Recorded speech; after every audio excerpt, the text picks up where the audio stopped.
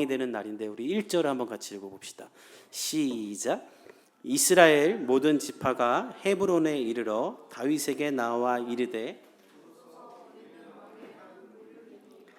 사울이 죽고 난 뒤에 이스라엘은 두 개로 갈라지죠. 사울의 막내 아들 이스보셋이 다스리는 북이스라엘과 다윗이 다스리는 남유다로 갈라집니다. 그렇게 두 나라로 갈려져서 7년 6개월이 지났을 때 사울의 마지막 아들이었던 이스보셋도 죽자 이스라엘의 모든 지파의 장로들이 다윗을 왕으로 추대하기 위해 다윗을 찾아와요. 오늘 1절에 보면 이스라엘 모든 지파가 헤브론에 이르렀다. 그리고 다윗에게 나왔다 이래죠. 이 지파라는 단어에는 지팡이라는 뜻이 있어요.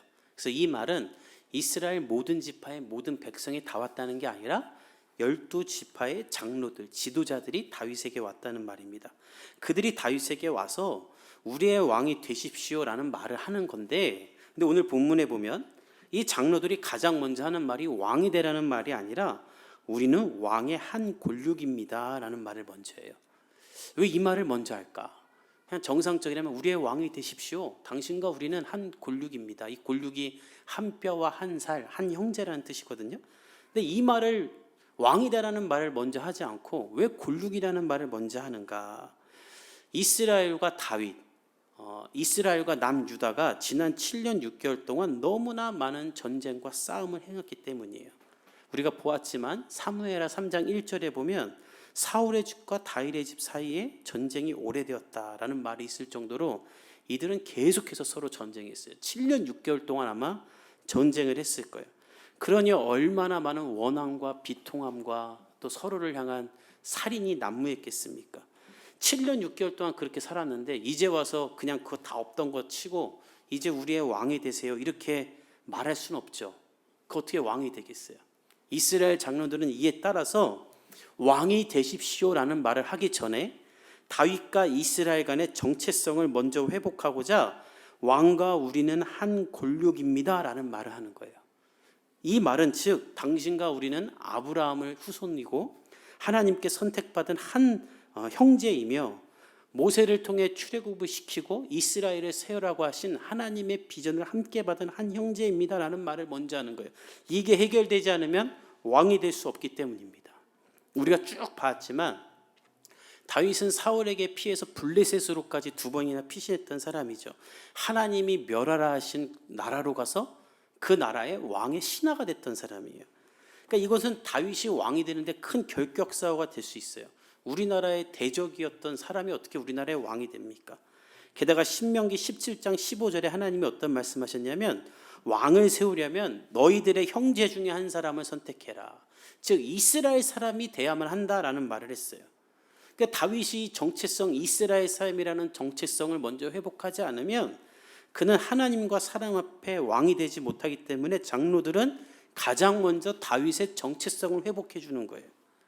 그래야 다윗이 왕이 된 다음에도 그 누구도 이것을 가지고 비판하거나 지적하거나 다윗을 폐위시킬 수 없기 때문에 먼저 그가 왕으로서 어떤 결격 사유도 없다라는 것을 말해주는 겁니다. 너무나 지혜로운 것이죠. 전 여러분들에게 이 지혜가 있기를 예수님의 이름으로 축복합니다. 여러분 사람을 세울 때 이런 지혜가 없으면 똑똑한 사람 데려다가 바보가 돼요. 또 이런 지혜가 없으면 능력 있는 사람 데려다 놓고 조롱거리로 만들게 됩니다. 여러분 일을 잘하는 사람과 못하는 사람의 차이가 어디에 있어요? 일을 잘하는 사람들은 문제가 될 만한 것들을 미리 염두하고 다 제거한 다음에 일을 진행하죠. 지금 많은 교회들이 수련회 기간인데 저희는 너무 더워서 좀 여름 지나고 갈까 이렇게 생각합니다. 또 규모가 작아서 토일로 가면 좋겠다 이렇게 생각하고 있는데 저도 이제 수련회 강사로 몇 군데를 가요. 근데 저는 수련회 강사로 저를 부를 때 저는 아무것도 안 봐요. 이번에 어떤 교회는 목사님 사례비 얼마나 드려야 되게 하길래 제가 그건 나한테 모욕적이다.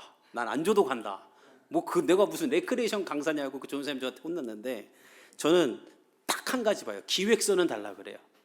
왜냐하면 기획서를 보면 이 수련회가 은혜로울지 안 은혜로울지가 다 나와요.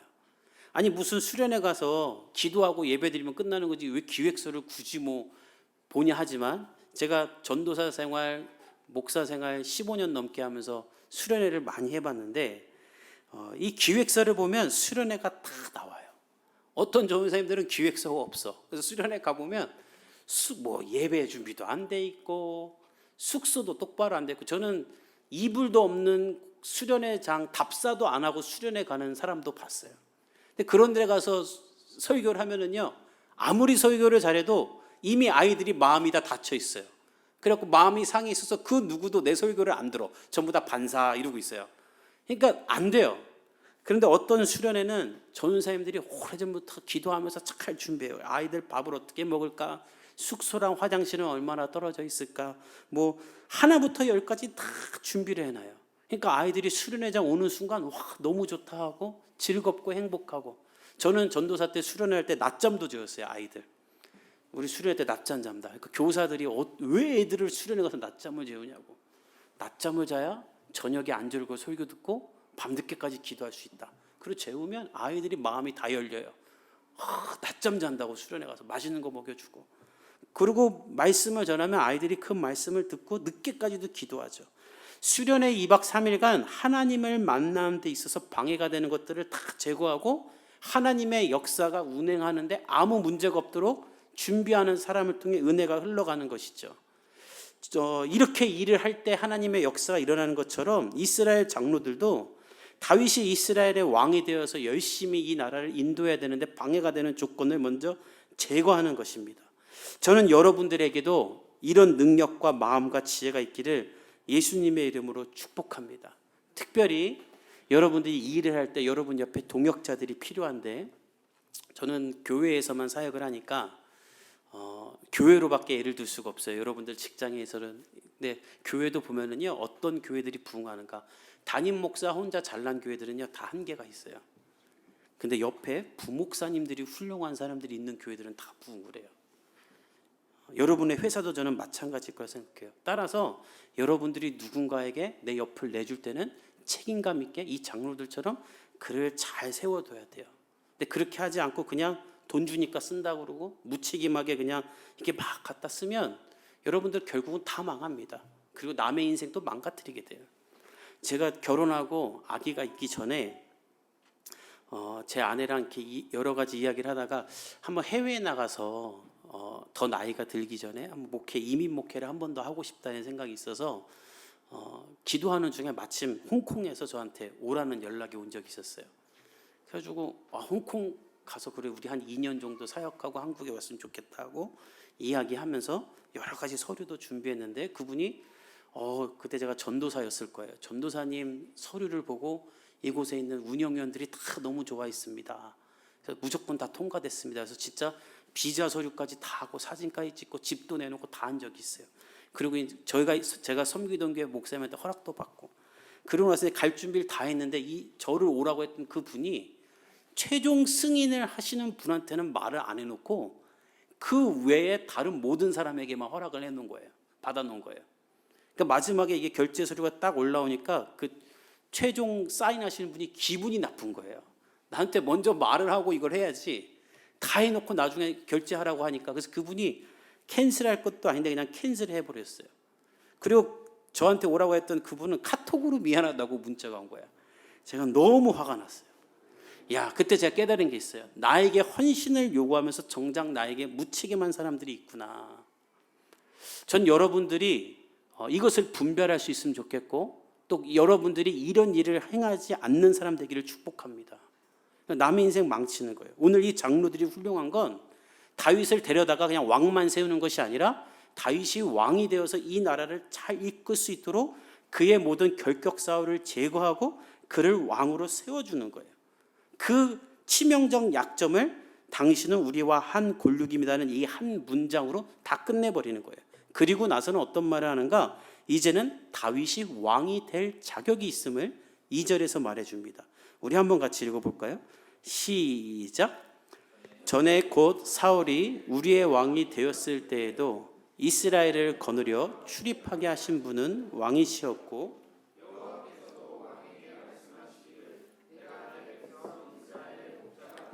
내가 이스라엘의 주권자가 되리라 하셨나이다 하니라. 12지파의 모든 지도자들, 장로들은 이젠 무슨 말 하냐면, 사실 우리는 사울이 왕이었을 때도 당신을 왕으로 생각했습니다. 그때도 당신이 우리를 출입하게 했고, 즉 들어가고 나갈 수 있게 해줬고, 하나님께서도 당신이 우리의 목자가 되며 우리의 주권자가 될 것이라고 말씀했던 것을 기억하고 있습니다 라는 말을 해요. 이 말을 왜 말하냐면 다윗의 결격사유는 이제 없앴고 이제는 다윗이 왕이 될 자격이 있음을 말하는 거예요.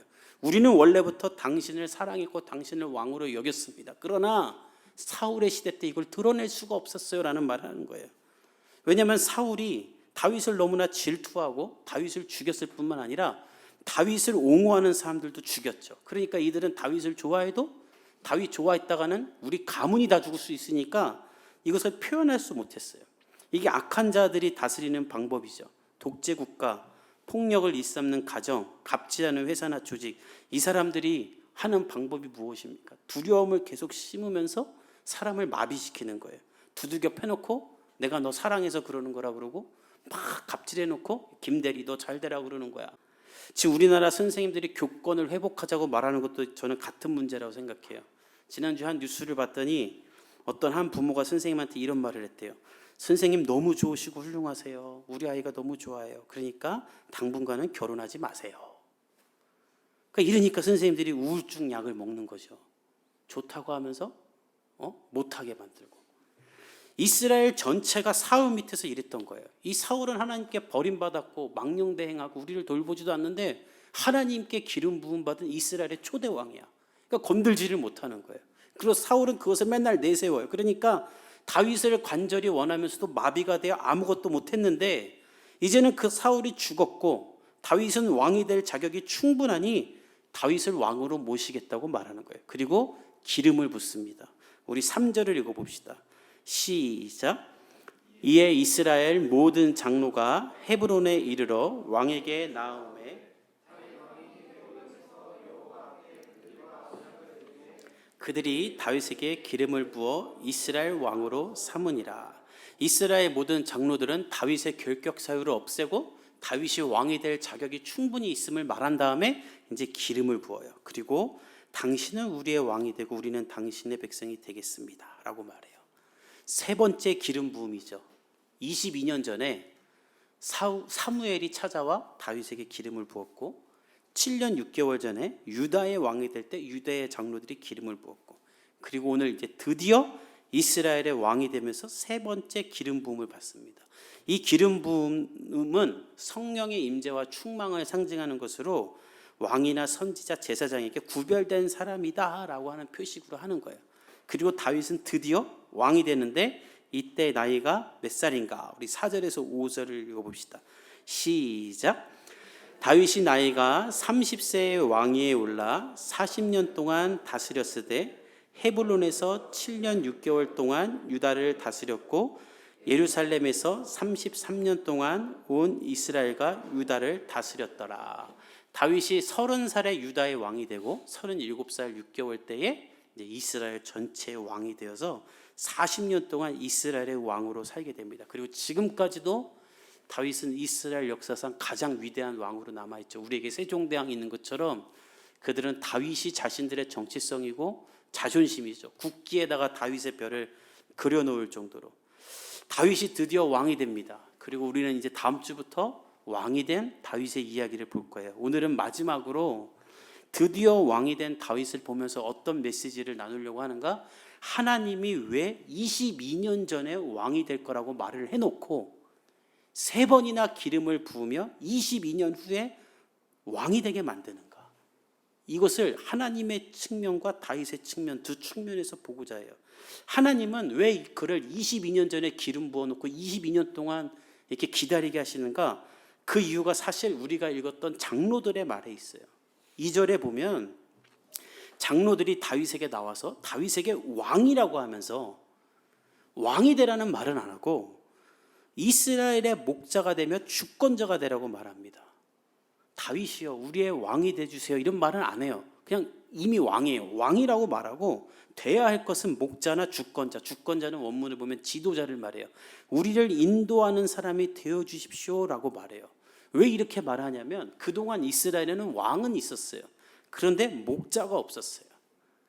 내가 섬기고 굴복하고 세금 내야 할 왕은 있었지만 정작 우리를 지켜주고 인도해주는 목자는 없었어요. 이에 백성들은 다윗에게 간절히 원하는 거예요. 우리는 사울처럼 또다시 권력에 굶주리는 왕이 아니라 우리의 목자가 되며 지도자가 되는 사람을 원합니다.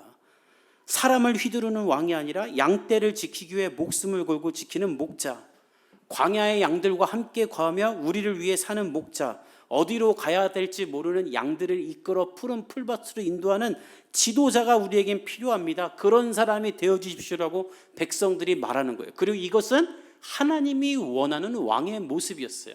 하나님은 다윗을 이렇게 만들기 위해 22년을 사용하신 거예요. 왜? 사울은 한 번 기름 부음 받고 왕 됐거든요. 그리고 2년 만에 폐위됩니다.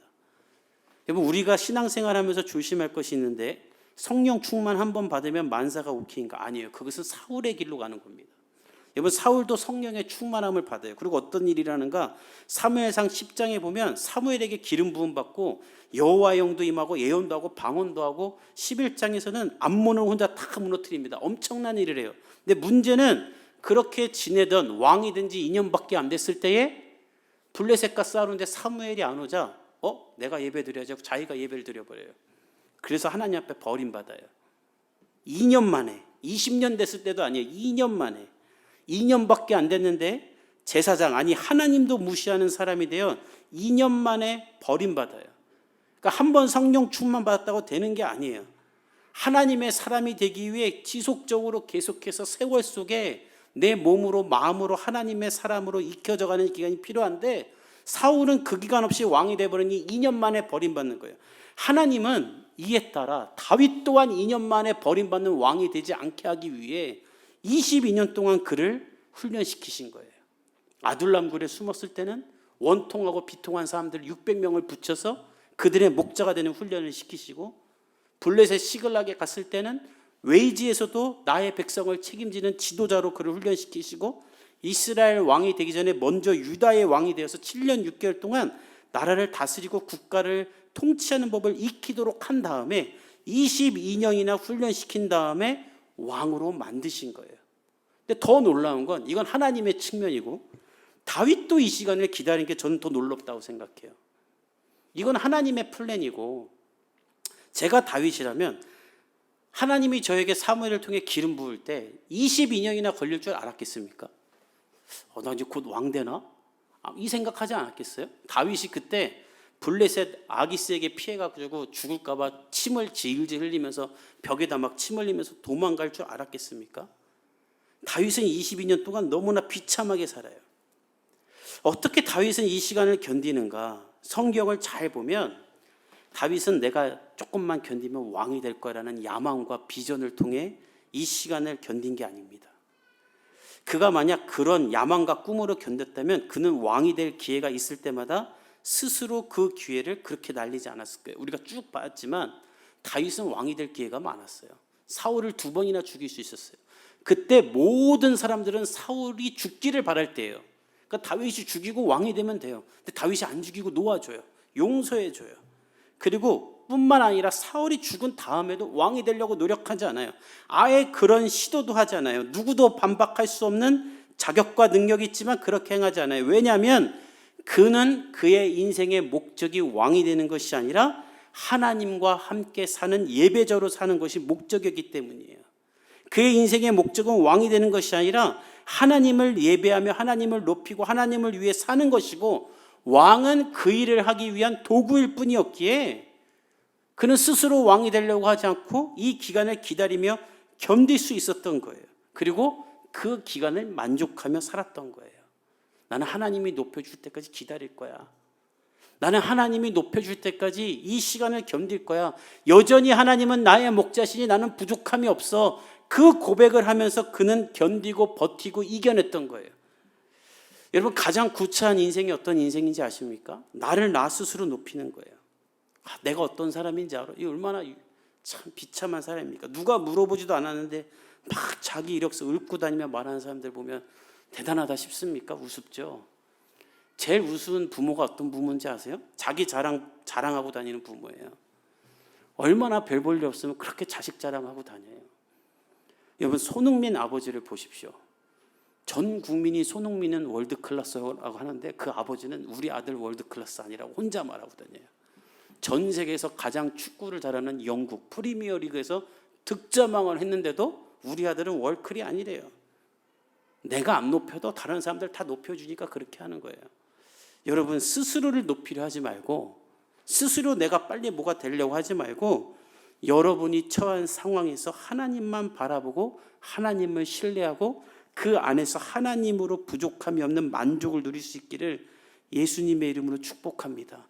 그 기간을 통과하면 하나님이 여러분을 왕으로 세우시는 거예요. 다윗은 시편 23편에 이런 고백을 합니다. 여러분이 너무나 잘 알죠. 우리 한번 자막을 통해 읽어볼까요? 시편 23편 시작.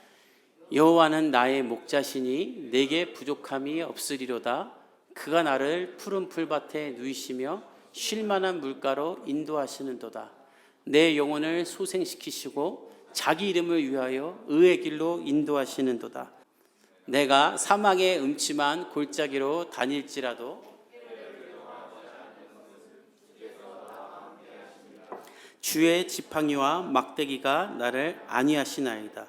주께서 내 원수의 목전에서 내게 상을 차려주시고 기름을 내 머리에 부으셨으니 내 잔이 넘치나이다. 내 평생의 선하심과 인자하심이 반드시 나를 따르리니 내가 여호와의 집에 영원히 살리로다. 아멘. 여러분, 다윗이 그 험난한 세월을 견딜 수 있었던 것은 나는 곧 왕이 될 거야 라는 것 때문이 아니에요. 다윗이 그 험난한 생활을 견딜 수 있었던 것은 지금도 나에게 부족함 없이 함께 하시는 하나님이 있기 때문에, 하나님이 살아계시기 때문에 그 시간을 견딜 수 있었던 거예요. 하나님이 내가 사망의 음침한 골짜기를 당해도 해를 당하지 않고 지켜주시기 때문에, 원수가 날 죽이려 할 때에도 선하시고 인자하신 하나님이 나를 인도하고 있기 때문에 나는 부족함이 없다고 광야 한복판에서 말할 수 있었던 거예요. 저는 오늘 여러분들이 이 다윗을 본받을 수 있기를 예수님의 이름으로 축복합니다.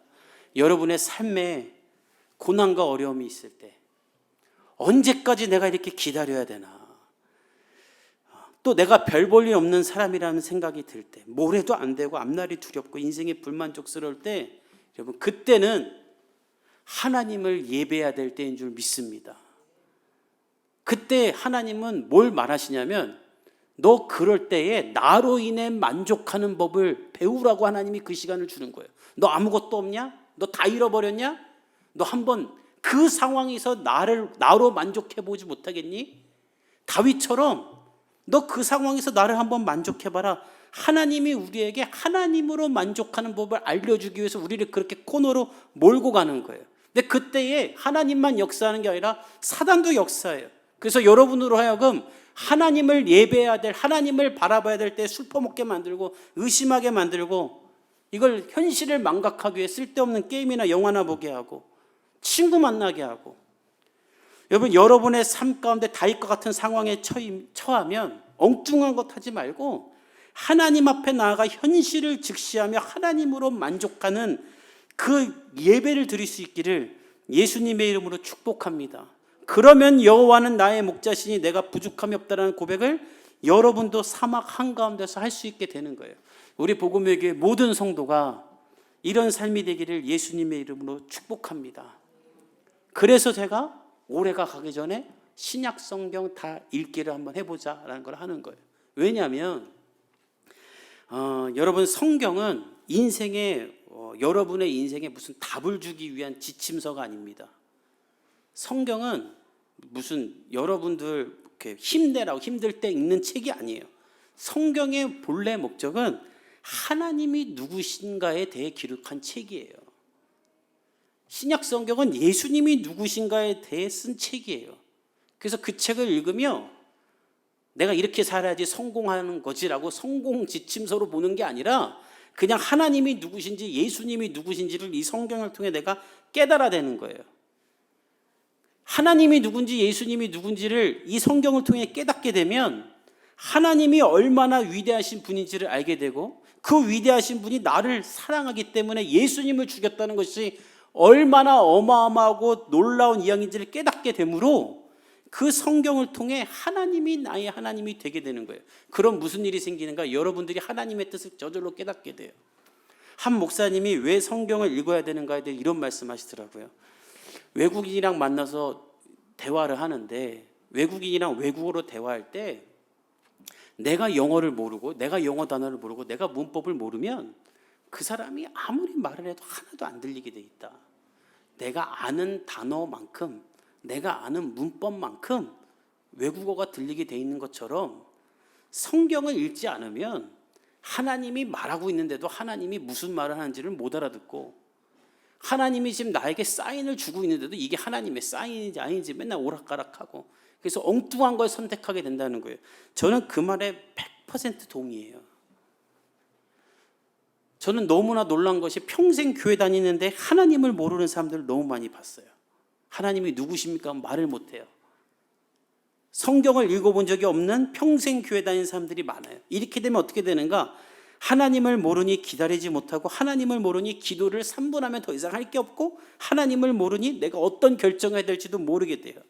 여러분 다윗처럼 되기 위해서는 하나님을 알고 경험해야 됩니다. 그래서 돌아온 한 주 여러분들에게 적용시킬 것이 딱 하나 있어요. 9월부터 신약 성경 읽기를 할 거지만 저는 여러분들이 내일부터 읽기 시작하기를 예수님의 이름으로 축복합니다.